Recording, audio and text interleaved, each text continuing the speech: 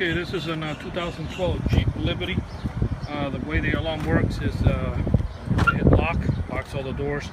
By the way, this was the Clifford 3100. What happened to this car? The remote control from factory, the lock and unlock went bad. It was going to be a lot of money to fix it.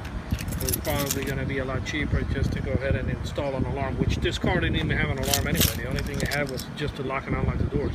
Anybody could have broken the window, got in and stole the car, left it in full bricks and vandalized the whole car, and nothing will happen. So we suggested to kill two birds in one stone, is to hook up the alarm. That way he gets the keyless entry. Okay.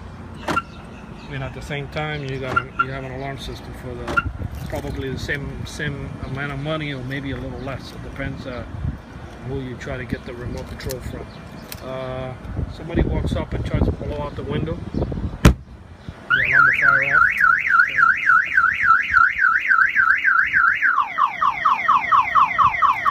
I'm going to go ahead and disarm the alarm by hitting unlock and the remote control. It keeps your doors locked, so if somebody tries to get in, if the alarm fires off in the middle of the night and you turn it off, it keeps your doors locked until you do it for the second time, and that's when it disarms the alarm. It gives you 4 chips letting you know that the alarm was triggered. 1 beep is on, 2 is off, but if you ever get 4, that means the alarm went off. Of course, if somebody opens the door, the alarm fires off, it prevents the car from starting. It comes with the little high gain antenna right there on the top with the blue LED light. Okay, that's going to flash at night. It gives you the range so you can arm and disarm it from real far away. If you forget to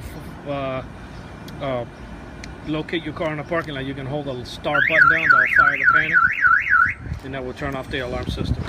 This is in a 2012 Jeep Liberty. This was installed here in Miami, Florida by Auto Alarm Specialist.